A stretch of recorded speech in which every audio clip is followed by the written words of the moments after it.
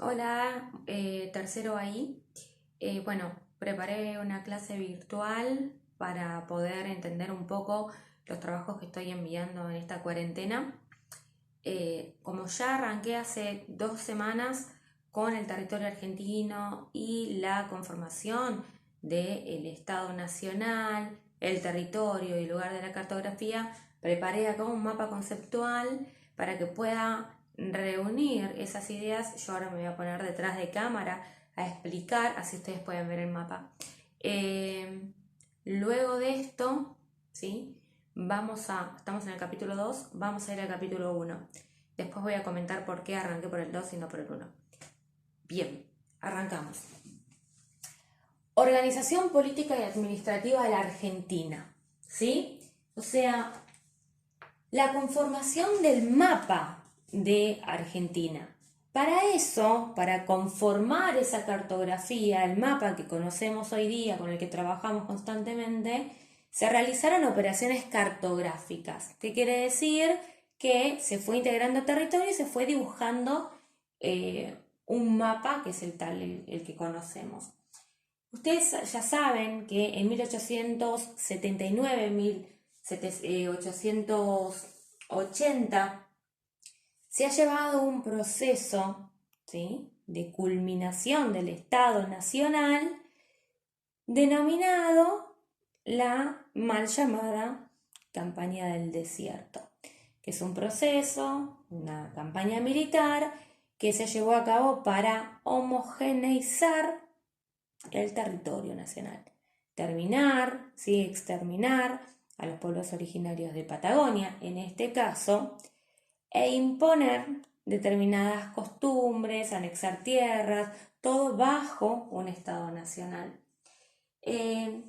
No solamente se produjo la campaña del desierto en Patagonia, sino hubo otra campaña, que es la campaña del Chaco, que se llevó a cabo en 1884.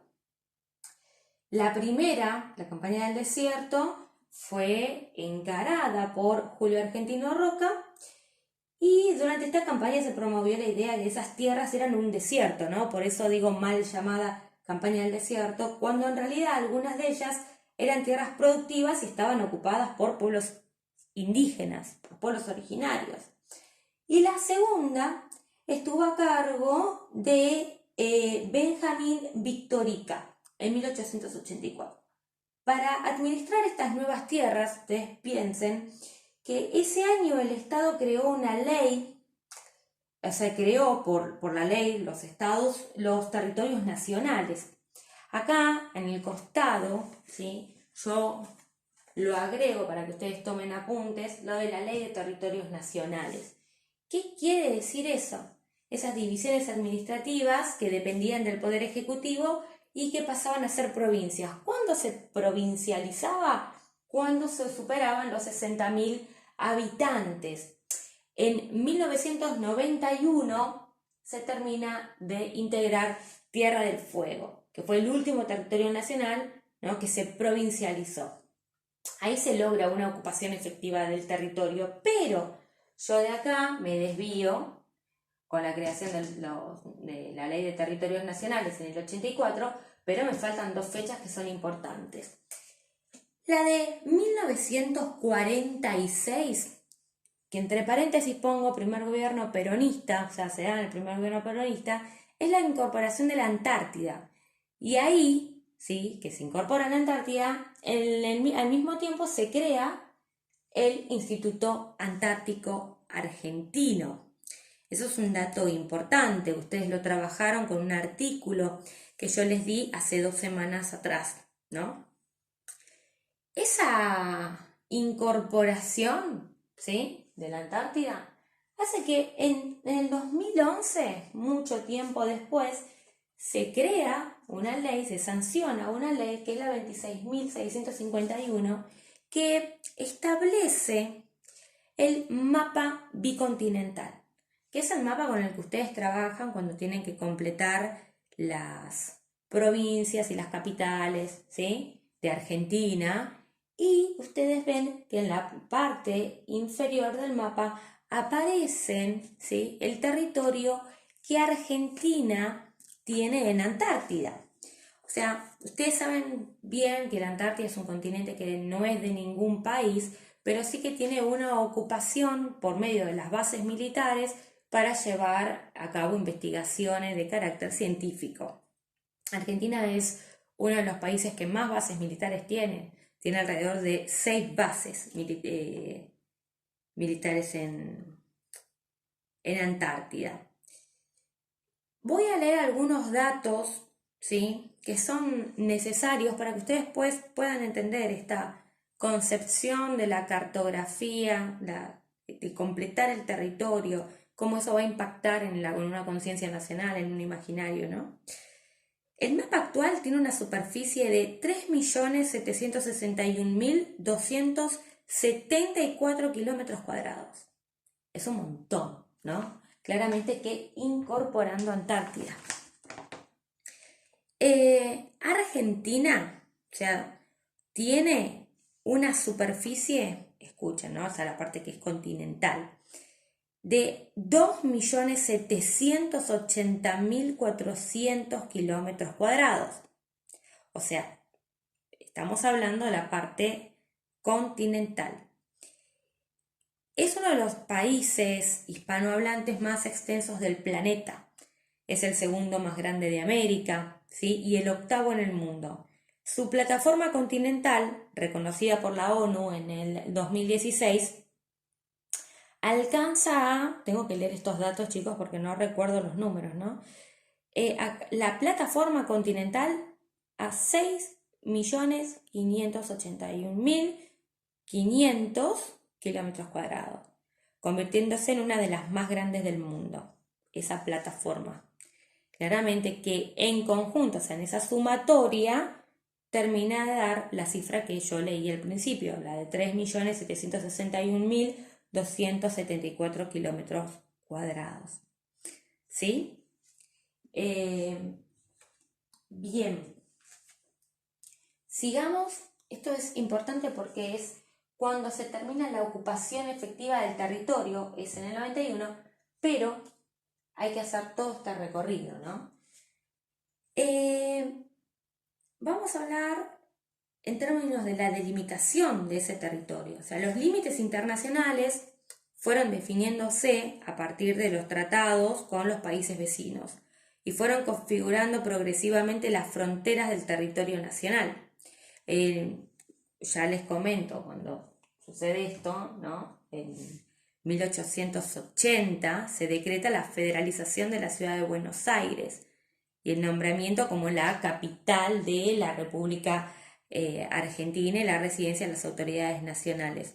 Ahora, tenemos que hablar en relación a esto, a lo geográfico, a las leyes que les estoy mencionando, a los procesos históricos. Tenemos que mencionar la construcción de la nacionalidad, ¿no?, que se da en este contexto. O sea, durante el proceso de la formación de un Estado, no solo es importante el establecimiento efectivo de sus límites, sino también lograr, o sea, que los habitantes de ese territorio se puedan identificar con el lugar, se puedan identificar con el Estado, que tengan elementos comunes. El año pasado ustedes vieron la definición de nación, la definición de Estado, lo vimos todo el año, los conflictos entre los estados, ¿sí?, dentro del Estado. Entonces, sabemos muy bien que dentro de un Estado pueden convivir un montón de naciones, o sea, un montón de pueblos que tengan diferentes costumbres, lenguas, religiones, costumbres.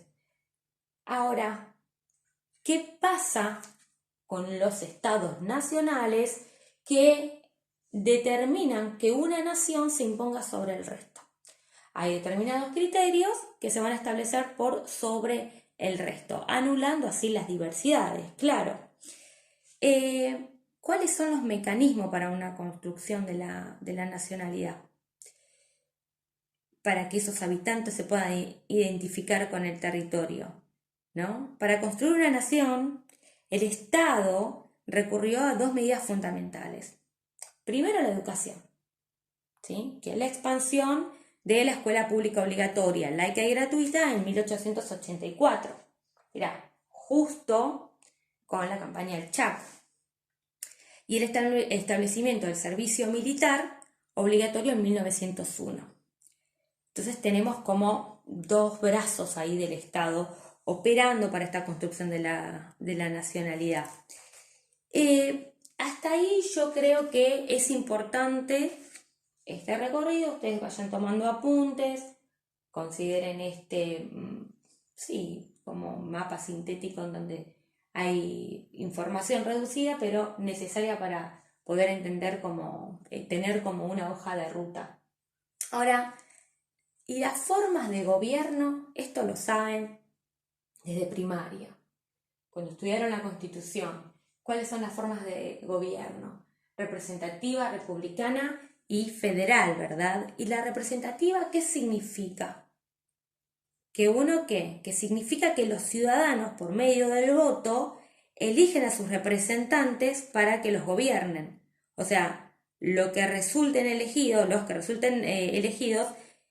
deberán defender los intereses de quienes les han delegado la función de gobernar. ¿Se entiende, no? O sea, es como respetar lo que en campaña han dicho y demás, han prometido. Y la característica del voto, ustedes la saben muy bien, que el voto o sufragio es universal, secreto y obligatorio. Después tienen la otra forma, que es la republicana. Yo estoy haciendo un mini repaso también para que puedan establecer un puente entre geografía e historia, porque todos estos procesos los van a ver en historia. Así que pueden utilizar algunos apuntes de acá, de esta materia, para ayudarse en historia, ¿sí? Y viceversa, en historia para ayudarse con geografía, para poder hacer de los conocimientos no parcelas inconexas, sino que todo tenga como una relación. Bueno, la forma republicana se refiere a que el gobierno está organizado en tres poderes, ¿no? Con funciones específicas. El poder ejecutivo, el poder legislativo y el judicial.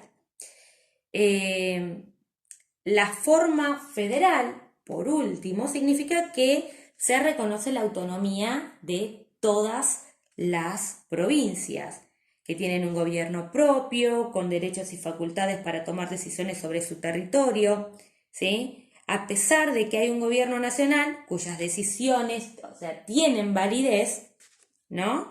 En todo el territorio, los gobiernos provinciales resuelven los problemas y las necesidades particulares de cada provincia. Hasta ahí vamos. Entonces, ¿cuántas provincias nos quedan? 23 provincias. Tenemos 23 provincias y Ciudad Autónoma de Buenos Aires. Cada una ha sancionado una constitución, claramente estableció una capital y también tienen municipios. Que los municipios, ustedes saben muy bien, las municipalidades, es el tercer nivel de organización política. O sea, está por debajo de lo que es el gobierno nacional, provincial y municipal. Es el último. Bien, ¿qué tenemos? Tenemos a la particularidad de la Ciudad Autónoma de Buenos Aires. Tardíamente se ha creado, ¿no? En 1994, es un distrito autónomo. Es decir, que tiene sus propias autoridades y cuenta con los tres poderes de gobierno, los que ya mencionamos, ¿no? O sea, ejecutivo, legislativo y judicial. Y en el 2005, los puse acá, ¿sí? Ha creado 15 unidades administrativas menores, que son las comunas. Eso también lo han visto. En séptimo grado se ve, doy fe de eso. Por ejemplo, Caballito, comuna 6, ¿verdad? Entonces, el objetivo principal de las comunas, ¿cuál fue? Y cuál sigue siendo, ¿no? El de la descentralización de los servicios ofrecidos y de la administración pública. Hasta ahí vamos.